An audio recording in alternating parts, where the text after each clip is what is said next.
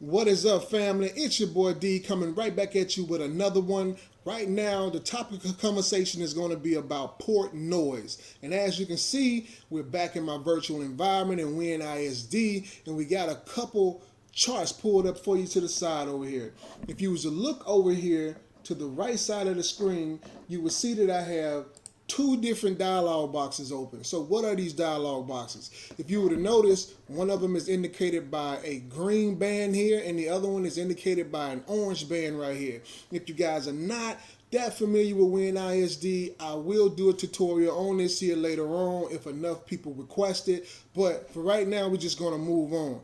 Look at these colored bands here, green and orange, and then find those same bands over here on the screen. So what are you looking at right here? This orange band is actually the same as the frequency range or response of the 6th order band pass that I did for you guys in a few videos back.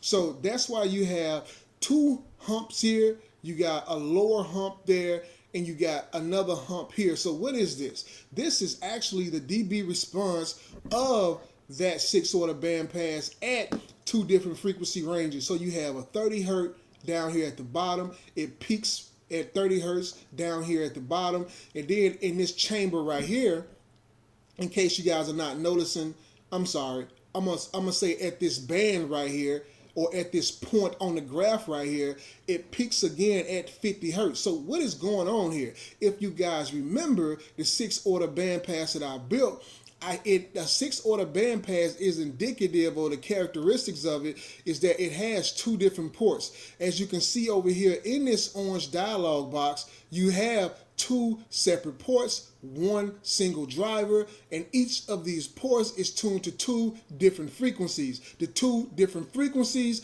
are indicated by the two peaks here that you see on the screen over here.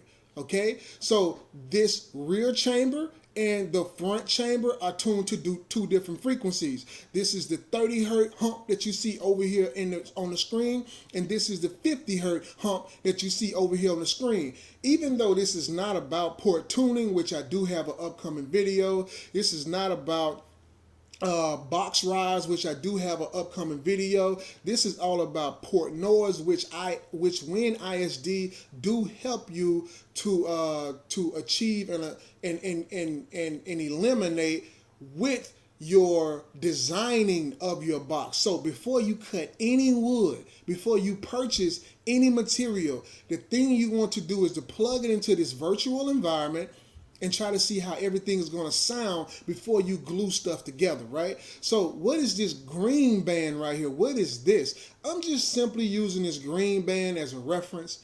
This is another box that I built for the same exact driver, which is my VVX12. And as you can see, this one here is peaking around 40 hertz. So it's at the higher end of the 30 hertz band, and it's peaking right at 40 hertz. It's peaking right before 40, but it's actually tuned at, if you was to look at this green dialog box up here, it's actually tuned at 37 hertz, which is why it's peaking at around 37 hertz. But like I said, this is not about port tuning. This is about port noise. And in order to give you guys a good visual representation of that, I may do a second part to this video and actually show you some woofer movement, some cone movement. But for all you guys that are looking for that in this video, spoiler alert, I'm not going to be focusing on that right now. It's all about the software. I'll do the other stuff later. So let's move right along. In Win ISD, as you can see in these dialog boxes, you have 1, 2, 3, 4, 5 tabs. You have the driver tab, which simply gives you like different things. You can put the different number of drivers. Is it going to be a normal configuration? Was it going to be isobaric configuration? In this case, we don't have isobaric, so we're going to leave it on normal, and we're going to go to box. Box allows you to control how many cubic feet your box you're going to want it, and how many what tuning frequency or hertz that you want your port to be tuned at. This is all about the port right here. All right, so you have the box and you have what tuning frequency you're going to want your port, and on the net or your vents. as this tab indicate here. So you click vent, and this is what this video is all about right here. This video is all about the vents, okay? So how many vents are we going to have in this first chamber? In the first chamber, we're only going to have one vent, and it's going to be shaped like this. You can also click this button here, and it'll actually turn this into a circle. I'm not going to do that right now because I don't feel like because it'll reset these values.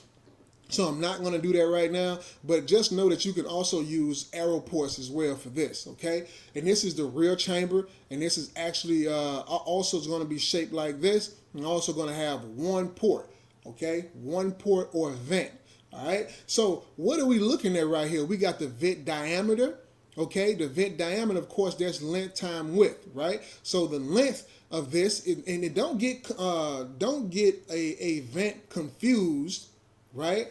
Don't get a vent confused with a vent's length, confused with a vent depth, okay? Don't get that confused. I'm sorry, a vent height confused with a vent's length. That's two totally different things. Length sometimes and depth are used interchangeably. In this case, you're using vent length. Okay, so vent length is just how deep does it run inside the box? How long is this vent going to be? And right here, when you're talking diameter, you're basically talking width time height. How wide is the vent going to be, and how tall is the vent going to be? So in this case, or port, remember, vent and port is the same thing. Length and depth is the same thing. It's just how long it is. And this is how tall and wide it is. So it's going to be 16 inches tall. It's going to be 2.5 inches wide. That's what that's going to be. And if you guys remember in the last video, I believe it was the 30 hertz chamber was actually this right here. This was the 30 hertz chamber, and this was the 50 hertz chamber. Okay, let's go back and reconfirm that. You can see that the rear chamber is at 50 hertz, and at the vent, the rear chamber is this schematics right here. So it's 2 inches wide and it's 16 inches tall. Both of them are 16 inches tall. Why? Because the box is 16 inches tall. Okay? And why is this one 2 inches wide and why is this one 2.5 inches wide? Simply put, I wanted my vent Mach to match. So this is the meat of the whole video right here. Vent Mach. What is vent Mach? Vent Mach is also known as port noise. Okay, so to understand what vent Mach is, that is two different words. We know what a vent is, but what is Mach? Mach is simply a unit used to measure the sound of speed. The speed of sound. Somebody's going to laugh at me about that.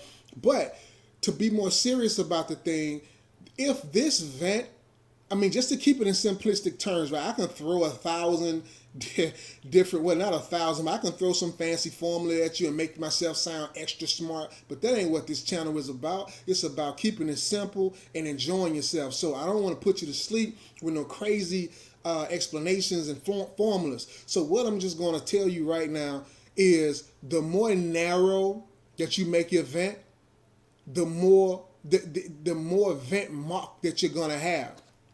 Mach measure the sound of speed. The speed of sound. And the higher the speed of sound is, the bigger the hole going to have to be. All right? This is how wide your hole is. It's 16 inches tall, which is tall, but how wide is it? This thing here measures or tells you how much this port is going to be able to handle noise. So a good reference point would be 0.1. Anything higher than 0.1, you're going to start hearing, actually being able to physically hear your air breathing in and out of your port. And no one wants that. That is not good quality sound. When your bass pump, when your bass stomp, when your bass beat, all you want to do is hear the rumbling of your bass. You want to hear the attitude of your woofer. You don't want to hear a whole bunch of heavy breathing out of your port. So how do you control that? I'm going to give you an example of this. What if instead of 2.5, inches, 2.5 inches wide on this 30 hertz port. What if I was to make this a 1/2 inch? Did you see what the numbers did here? The numbers changed. The vent Mach changed. It actually turned red on you, right? And the vent length changed as well. But we're not talking about vent length. We're only going to be talking about vent Mach right here, which is also known as what? Port noise. Okay? So the reason why this turned red is to indicate to you that, hey man, that vent is going to be way too narrow, too small for the air to go in and out of it without struggling and making noise. Because that's what it indicates. It indicates, for one, that, you know, the driver is, the port is struggling to like push air out of this thing. It's almost like a whistle. Or also what they call, if I'm not mistaken, they also call this chuffing, I believe. Is what they call it as well, chuffing. It's kind of like the sound that locomotive would make back in the days of steam engines, something like that. That chuffing sound. I would call it huffing because that's what it's doing. And no one wants that noise, right? So what you would do, like I said, a good reference point here would be 0.1. That's like, you don't want to cross 0.1 when you're talking about vent Mach. So let's play around with the numbers and make it 1 inch. You see that? If you make it 1 inch, you're in the good, because right now you got 0.09. That's right at 0.1, which they're saying, okay, you're in the good. But to be honest with you, a better reference point for port noise, which is what I was told, was actually 0.04. Okay? 0.04 is like the optimal. You know, you anything below that, you're good. Anything above that, you're kind of in the red. I mean, you're kind of not good, but you're definitely not good past 0.1. So let's play around with the numbers again. We're gonna put in here 0.9 inches, and it still gives you the same thing. So let's just go to 2 inches, right? So you go to 2 inches, and there he is, 0.04. Any basehead that knows their Win ISD program would tell you that 0.04 is excellent. Most of them would actually say anything below 0.1 is excellent. You know, you're good. But sometimes at full power, the more power you throw at it, the more noise, of course. And with the X Max ratings of some of these woofers that they're designing today, some of these woofers got like 20 millimeters or more of X Max. Like the VVX12 have 18 millimeters of X Max, and you got some woofers out there that got much more than that.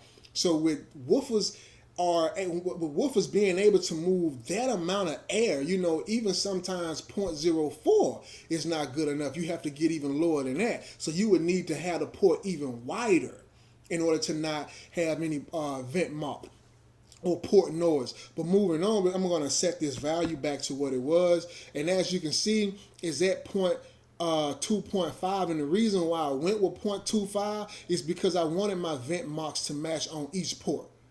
That's simply why I did. I didn't have to do it like this if I didn't want to, but I just wanted both ports to match. And that's the reason why I did with that. That's the reason why I did that. And that's the reason why I have no port noise. If you can tell on the demonstrations, I think I actually delved off into this a little bit in the demo, part 1 of the 4th order versus 6th order bandpass video.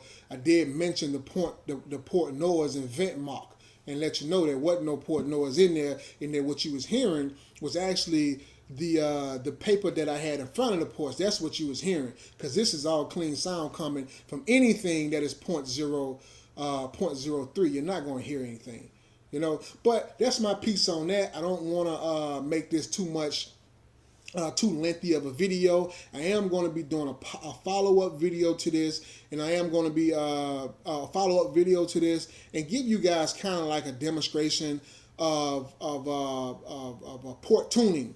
I'm going to give you a demonstration of port tuning and explanation of that. But until then, that's it for now. It's your boy D. Don't forget to like and subscribe. If you got something out of this video, leave a thumb up. Click the notification bell so you can receive these videos whenever I put something out. And until next time, it's your boy D, and I'm out.